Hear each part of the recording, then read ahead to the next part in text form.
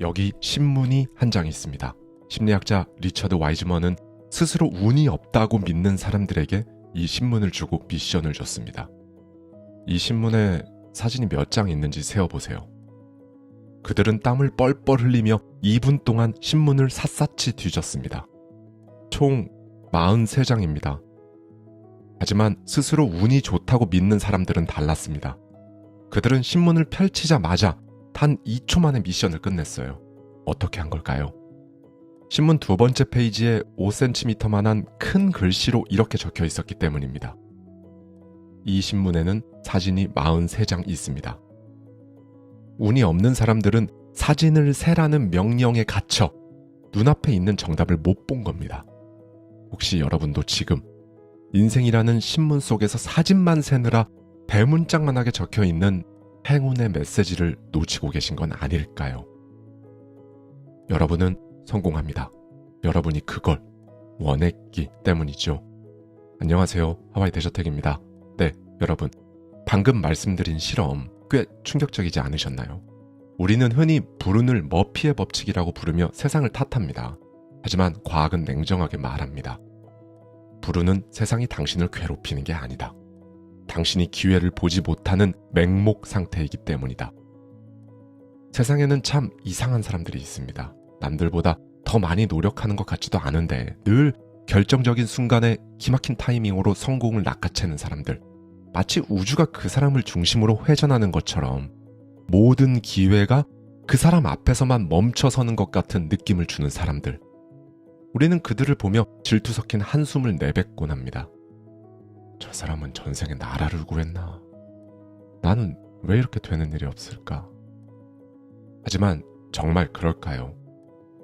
미국의 저널리스트 제니스 캐플런과 진화생물학자 바나비 마쉬는 이 운이라는 것의 실체를 파헤치기 위해 수천 명의 데이터를 분석했습니다. 그리고 그 결과를 토대로 그들은 단호하게 말합니다. 행운은 결코 무작위적인 주사위 놀이가 아니다. 그런데요, 여러분. 만약 운이라는 것이 우리가 정교하게 설계하고 건축할 수 있는 구조물이라면 어떨까요? 행운이 우연히 찾아오는 손님이 아니라요. 우리가 초청장을 보내고 대문을 열어주고 레드카펫을 깔아놓아야만 입장하는 귀한 손님이라면 말입니다. 오늘 여러분들과 함께 나눌 이야기는 바로 이 행운의 건축술, 이것에 관한 것입니다.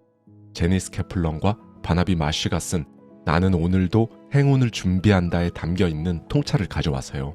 단순히 운수 대통을 비는 차원이 아니라 과학적이고 전략적으로 내 인생의 행운을 설계하는 법에 대해 아주 깊고 내밀한 이야기를 나눠보려고 합니다.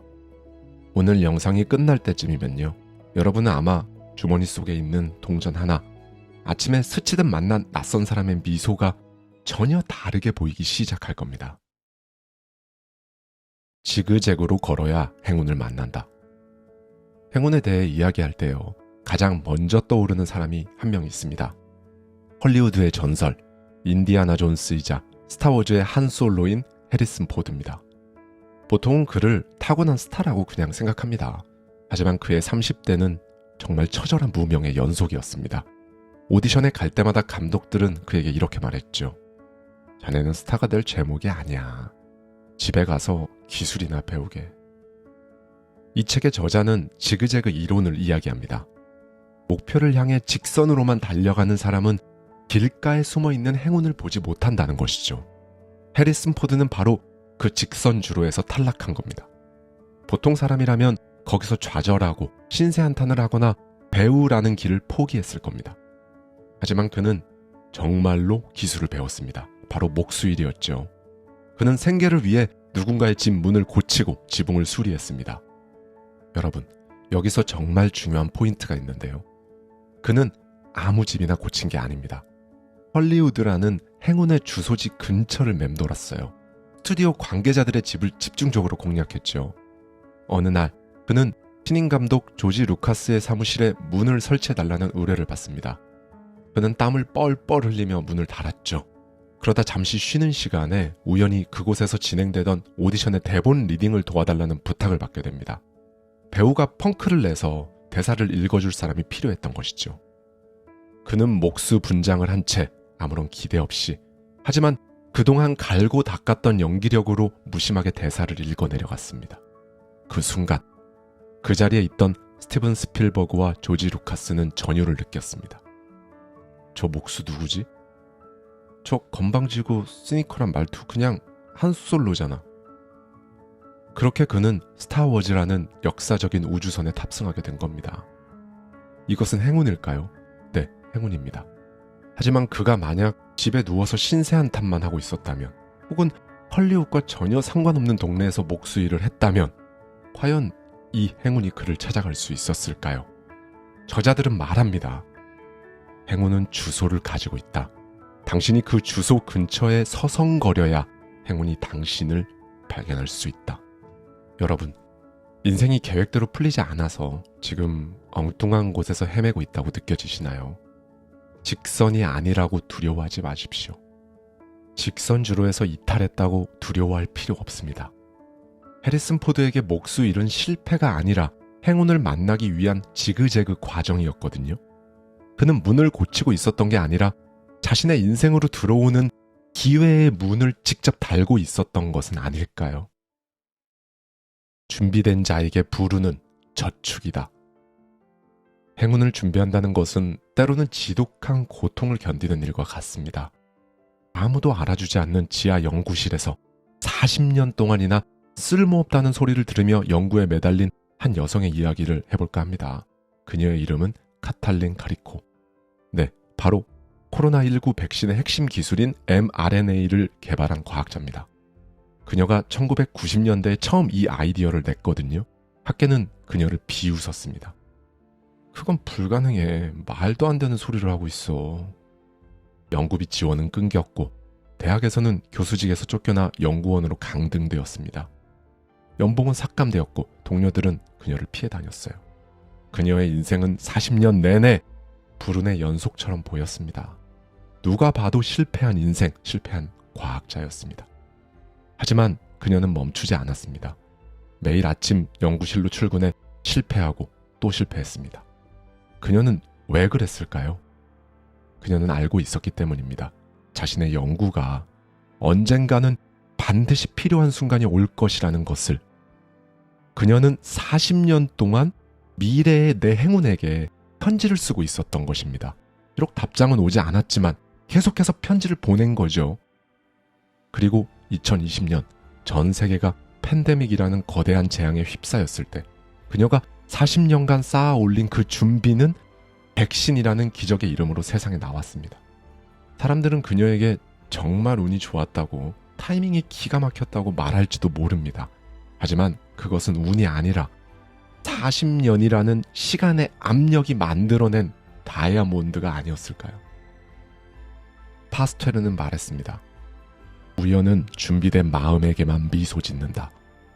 카탈린 카리코에게 행운은 어느 날 갑자기 찾아온 손님이 아니었습니다. 그녀가 40년 동안 닫고 기름칠하고 조여놓은 문을 열고 아주 자연스럽게 들어온 귀한 손님이었던 것이죠. 여러분의 노력도 아마 지금 당장 보상받지 못할 겁니다. 아무도 알아주지 않는 어두운 터널을 혼자 걷고 있는 기분일 수도 있습니다. 하지만 기억하십시오. 지금 여러분이 흘리는 땀방울, 밤새워 고민한 흔적들, 남몰래 삼킨 눈물들은 결코 증발하지 않습니다. 그것들은 여러분의 인생 어딘가에 차곡차곡 운이라는 이름으로 저축되고 있습니다. 그리고 결정적인 순간, 기회라는 스파크가 튀는 순간, 그 정립된 에너지는 폭발적인 행운이 되어 여러분을 가장 높은 곳으로 데려다 줄 겁니다. 약한 유대의 힘, 낯선 사람은 행운을 싣고 온다. 저자들이 강조하는 세 번째 인사이트는 바로 사람입니다. 특히 약한 유대의 힘에 주목해야 한다는 건데요.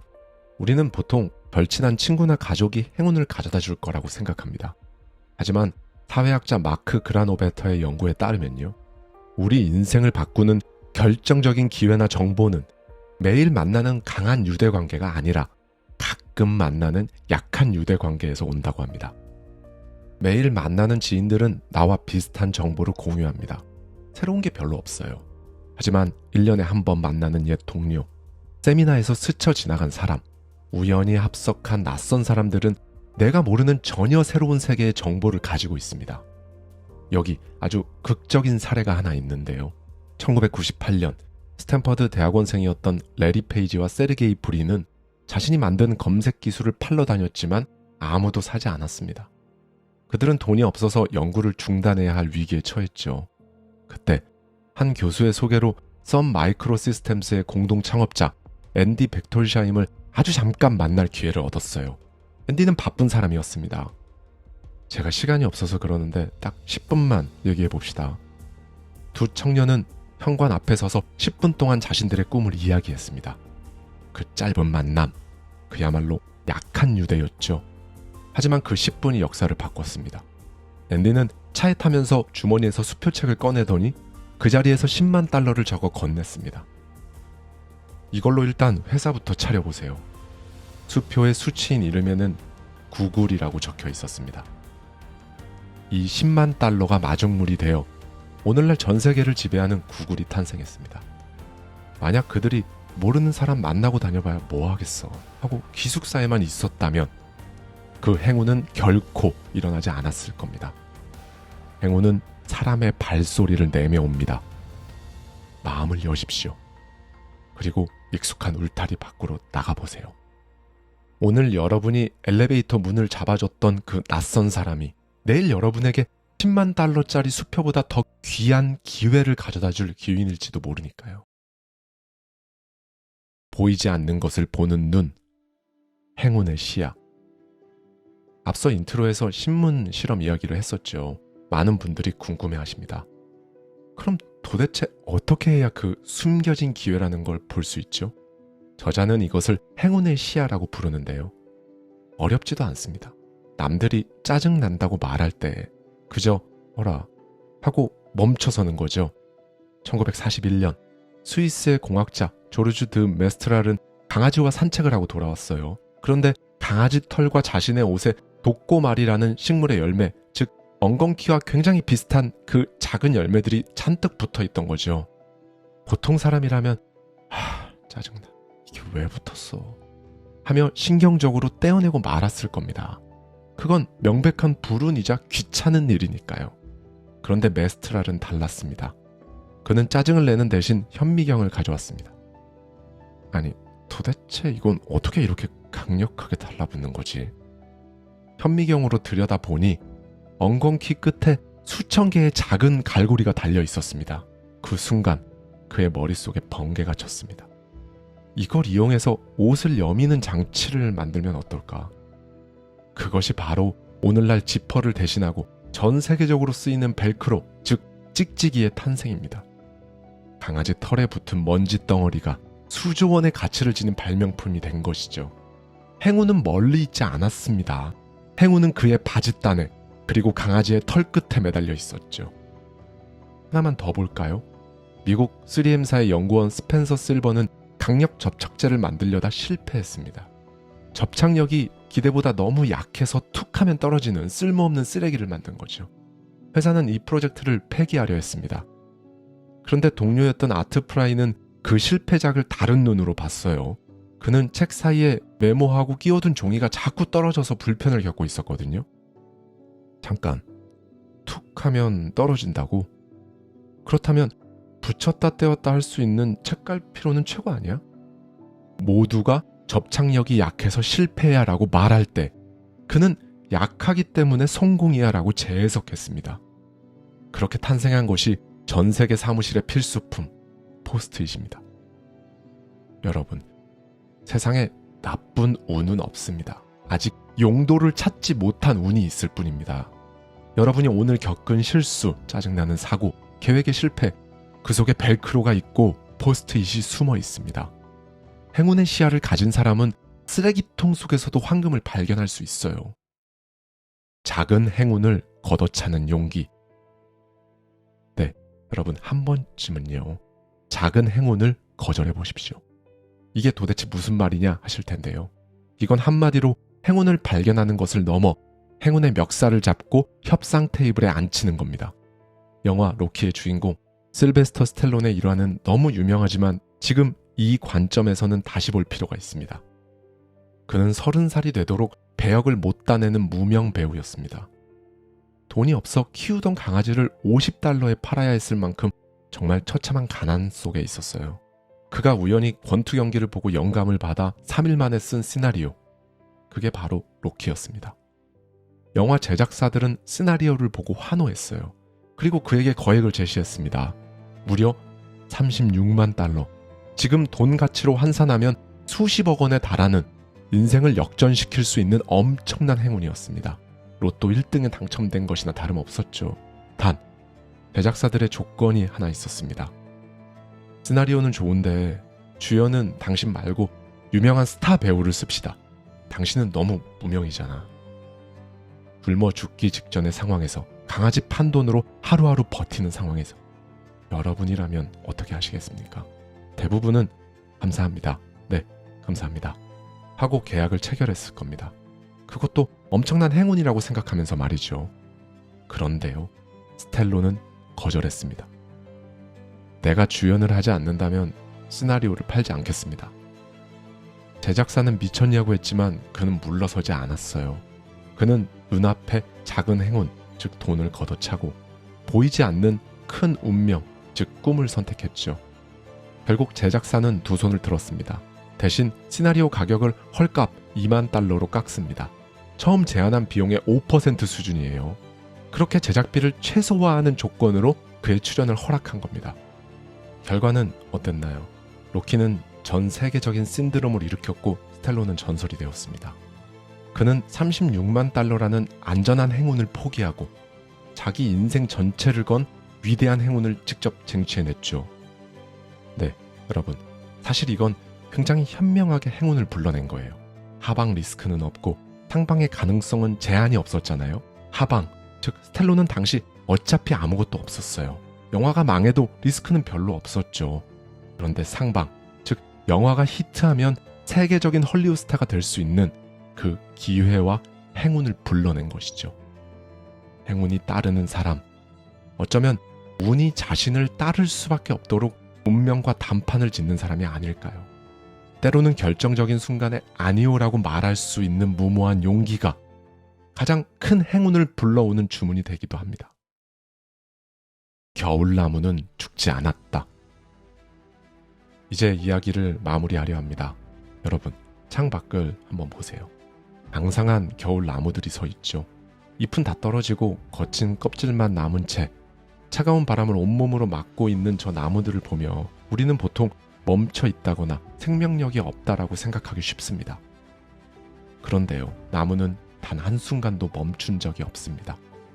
가장 추운 이 순간에도 나무는 보이지 않는 땅속 깊은 곳에서 그 어느 때보다 치열하게 뿌리를 뻗고 물을 길어 올리고 있습니다.